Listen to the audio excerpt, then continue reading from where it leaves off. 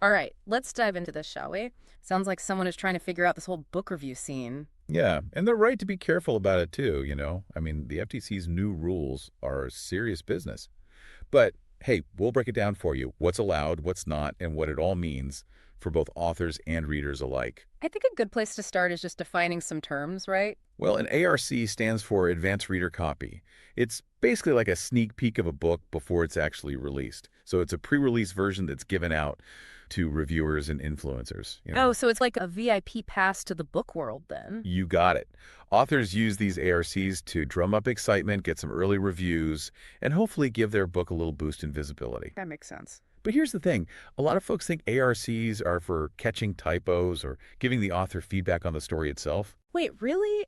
I thought that was the whole point of getting it early. It's a pretty common misunderstanding, actually. For that kind of detailed feedback, authors usually rely on beta readers. They come in earlier in the process.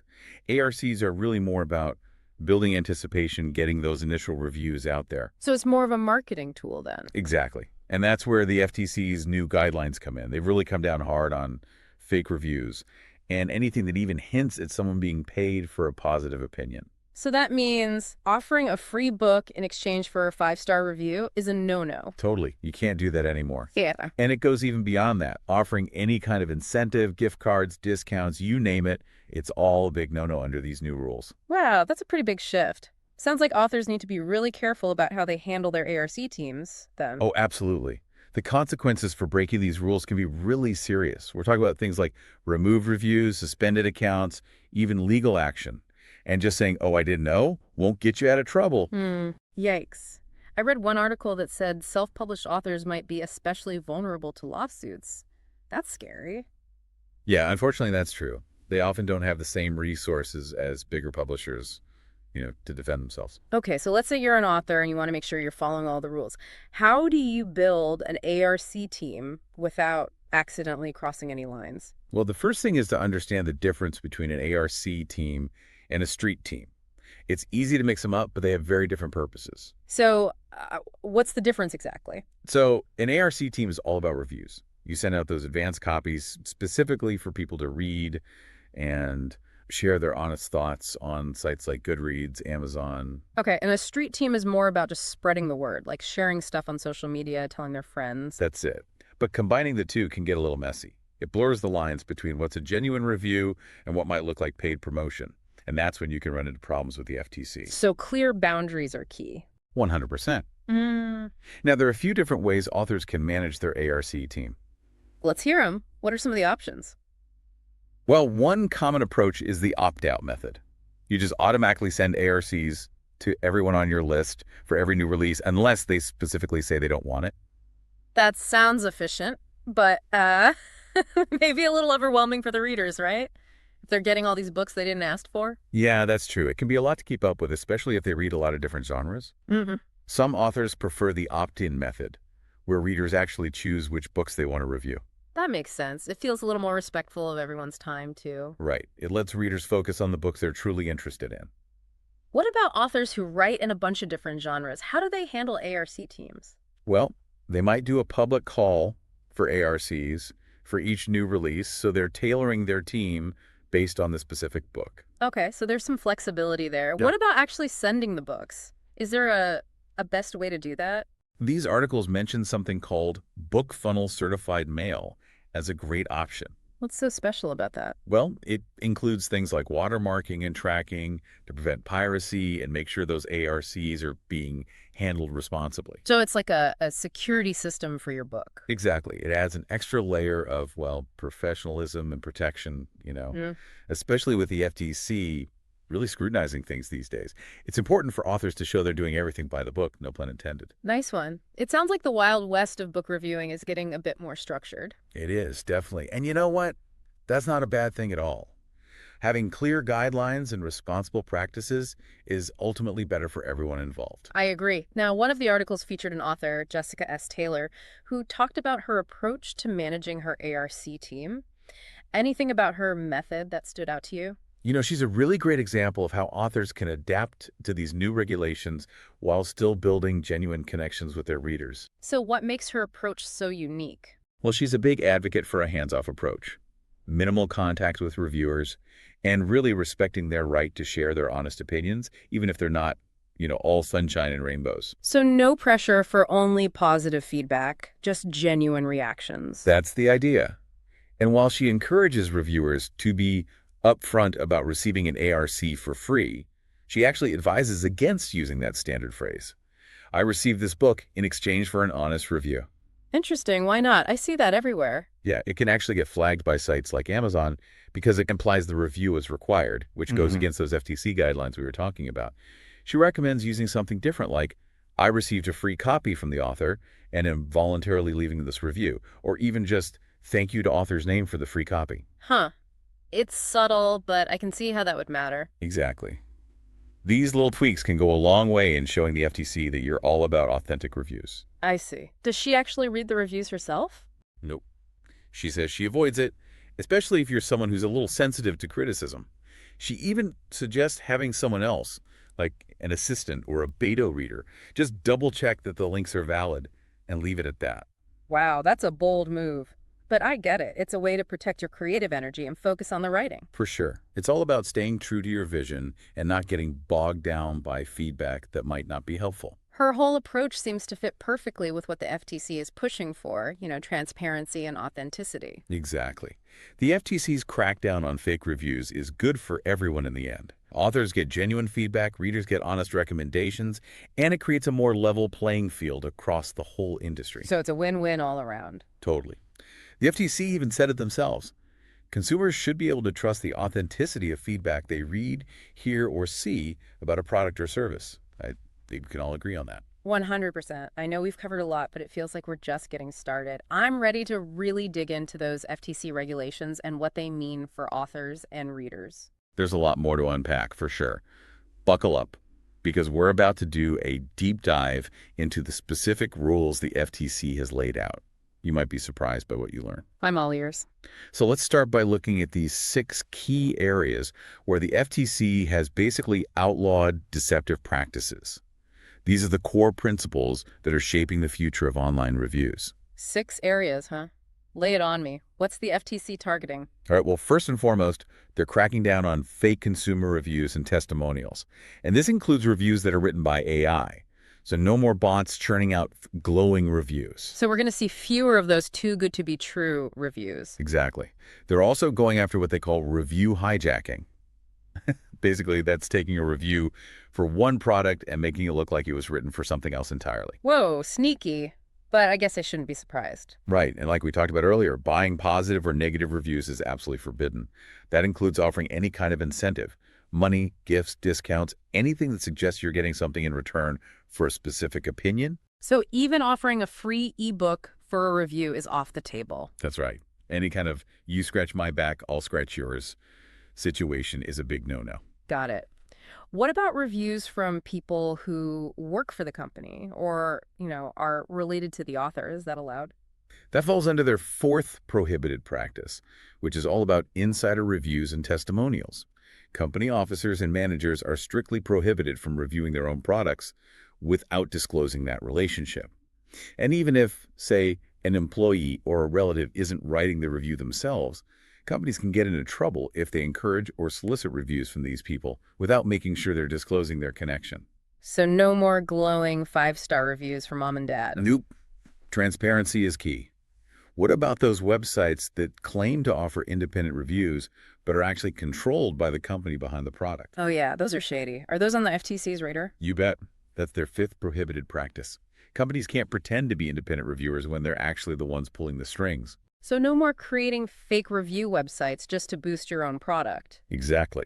And finally, they're going after review suppression and buying fake social media indicators. Can you break that down for me? What exactly does that mean? Well, for one, it means companies can't threaten or try to silence people who leave negative reviews. And they also can't buy fake followers or likes to make themselves look more popular than they actually are. It sounds like the FTC is on a mission to really clean up the whole online review landscape. They are. And it's about time, right?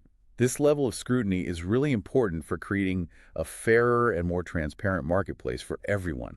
One article I read mentioned some concerns about how these new rules might impact the book publishing industry, especially independent authors. Yeah, the article from eBook Fairs brings up a valid point. A lot of book promotion services used to rely on guaranteeing Amazon reviews, often by paying for them. So now that that's outlawed, it could make it even harder for indie authors to get noticed. Potentially. It's kind of a double-edged sword, you know? On the one hand, these rules help level the playing field and protect consumers from those fake reviews. But on the other hand, yeah, it could make things tougher for authors who don't have the support of a big publisher. Sounds like the FTC is walking a tightrope, trying to balance protecting consumers and supporting authors. They are. It's a tricky situation. There are no easy answers. Okay, so we know the FTC is cracking down on deceptive review practices, but it's not like all feedback is off limits, right? There's got to be a line between what they're regulating and what's just, normal feedback. Right, exactly. The FTC isn't trying to, shut down all conversations about books or anything. Their main focus is on reviews that are meant to, well, influence a consumer's decision to buy something. Yeah. It's not about policing feedback that's only meant for the author to see. So like those editorial reviews we talked about before, the ones from professional editors or critique partners. Exactly. Those are seen as constructive criticism. They're there to help the author improve their work, not to, endorse it or boost sales. So if I'm an author, I can still get feedback from my editor or beta readers without worrying about the FTC coming after me. Absolutely. That kind of feedback is usually private. Mm, It's between the author and their trusted circle. It's not something that's blasted out to the public. It's all about helping you refine your manuscript before it's released. okay, that makes sense. But what about those services that offer blurbs or testimonials for authors to use in their marketing? Are those under the FTC's microscope too? That's where things get a little tricky. Technically, if those blurbs are presented as paid endorsements, like if they say, this author received compensation for this blurb, then they might not be considered deceptive. It seems like the FTC is really trying to shift the power back to the reader, making sure they have all the information they need. Yeah, that's the heart of it. They're trying to level the playing field and make sure consumers aren't being manipulated by, you know, sneaky marketing tactics. Authenticity is what matters now. Okay, so basically, the FTC wants genuine reviews, transparency about any paid endorsements, and for everyone to play by the rules. Sounds pretty straightforward, right? But I Yeah. imagine it can still be confusing for authors, especially new ones, to navigate these rules. Oh, absolutely. Yeah. It's a lot to take in. You mentioned earlier that these changes from the FTC are having a ripple effect throughout the whole book industry. What are some of the bigger things we should be thinking about? Well, one of the biggest concerns is how this might impact discoverability, especially for indie authors. A lot of book promotion services used to rely heavily on those incentivized reviews, particularly on Amazon. So now that those practices are banned, it could be even harder for indie authors to get their books seen. It's a possibility, yeah. It's a bit of a catch-22. The rules are designed to level the playing field, but they could unintentionally make it harder for authors who are already struggling to be seen. It's like they're trying to fix one problem, but it might create a new one. It's definitely something to watch closely as these new rules take effect. Yeah? There's a lot of discussion going on right now about how authors and publishers can adapt their marketing strategies to focus on genuine engagement and organic reach. So the FTC's actions are kind of shaking things up in the book world. Yeah, they've definitely thrown a wrench into the traditional way things were done. Yeah. It'll be interesting to see how the industry adapts. One thing's for sure, though, the way we discover and talk about books is changing. So where do we go from here? What does the future of book reviews look like in this post-FTC crackdown world? That's the million-dollar question. So we need to be more critical thinkers. Absolutely. We can't just blindly trust everything we see online. We have to be discerning, to question, to dig a little deeper. And for authors who are trying to promote their books the right way, what's your best advice? I'd say focus on building real connections with readers. Engage with them authentically, ask for feedback respectfully, and above all, create amazing work that speaks for itself. While these regulations are meant to create a more honest and transparent review system, is there a chance they could actually benefit established authors and publishers who already have bigger platforms and more resources? That's an interesting point. Could you say more about that? Well, think about it.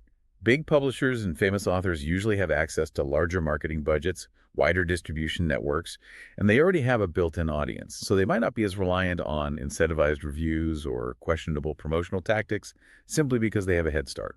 So you're saying that while these rules have good intentions, they could unintentionally widen the gap between, like, the big players and everyone else? It's definitely a possibility worth thinking about. It doesn't mean we shouldn't try to eliminate deceptive practices, but it does raise questions about potential unintended consequences. So what about the readers? Where do we fit into all of this? That's a great question, and it's a really important part of this whole conversation. You know, at the end of the day, these actions from the FTC are all about protecting consumers. So it's about giving you, the reader, more power. So it's about helping us make better choices when we're looking for our next book. Exactly. By getting rid of deceptive reviews and, exposing those shady practices, Mhm. the FTC is trying to create a more trustworthy online space. A place where you can feel confident that the information you're using to make your decisions is actually real. That makes sense. But there's so much information out there, it can be hard to know what to trust. How can we as readers, spot those fake reviews and avoid getting tricked? Well, there are definitely some things to watch out for, some red flags that can tip you off. For example, if you see a bunch of reviews that are using almost the exact same language, that's a sign that something's fishy. So they sound like they were written by like robots or something. Yeah, it could mean those reviews were generated by bots or, paid reviewers, not actual readers. So we should be looking for reviews that sound original, like they're coming from a real person. Exactly. Another thing to watch out for is those reviews that are just like overly gushing, Yeah. full of praise, but without any real specifics or details. I've seen those, yeah. They just sound kind of generic, like a marketing blurb or something. Right. And think about it. When you really love a book, you can usually explain why, right? Mm. You can point to certain characters, plot twists, or even the writing style that really grabbed you. If a review feels vague or it's just like a generic summary, be a little skeptical. So a little bit of healthy skepticism is a good thing. We shouldn't just believe all the glowing reviews we see. Absolutely not. Yeah. It's also a good idea to be wary of reviewers who only ever seem to post positive reviews, or those who are always promoting the same author or publisher. Oh, like they're a part of some kind of like inner circle or something. Right. They might be part of a paid review scheme or have some other reason for not being completely objective. So it sounds like we need to be like detectives, looking beyond the star ratings and actually reading the reviews carefully. I like that. You're exactly right. Don't just skim the headlines. Yeah. Take your time, read multiple reviews, really think about where the reviewer is coming from, and consider their credibility. Okay, so we've talked about how to spot those fake reviews, but what about the big review platforms like Amazon and Goodreads? What's their role in all of this? Well, they have a big responsibility to, monitor their platforms and be proactive about finding and removing those fake reviews. Some are doing a better job than others, but there's definitely room for improvement for all of them. So we, as readers, can hold them accountable. Absolutely. If you find a review that seems suspicious, like maybe it's using the same language as other reviews or it feels too much like an ad, you should report it. Most platforms have a way to flag reviews that might be fake, and by using those tools, you're helping to create a healthier online space. It really does feel like we're all in this together, Authors, readers, reviewers, even the platforms themselves. We all have a part to play in stopping these deceptive practices. I agree, it's a team effort. And by working together, we can make the online world more transparent and authentic, a place where genuine voices and honest opinions are what matters most. I love that. So, as we wrap up this deep dive into the world of book reviews and the FTC's new rules, what's the one thing you want our listeners to remember? What's the most important message? I think it comes down to this. Be an empowered reader. Engage with reviews critically. Ask questions. Trust your gut. And don't be afraid to seek out different perspectives. Remember, the best reading experiences are often those where you discover books that truly speak to you, not just the books with the most hype. That's such a great point. So, to everyone listening, thank you so much for joining us on this journey into the world of book reviews. We hope you've learned something new and feel ready to navigate this new world with confidence. Remember, the power is in your hands. Choose wisely, read deeply, and always stay curious. And that's a wrap on our deep dive into the world of book reviews and the FTC's new rules. We hope this has given you a better understanding of the changing landscape and how to navigate it, whether you're an author or a reader. Thanks for listening.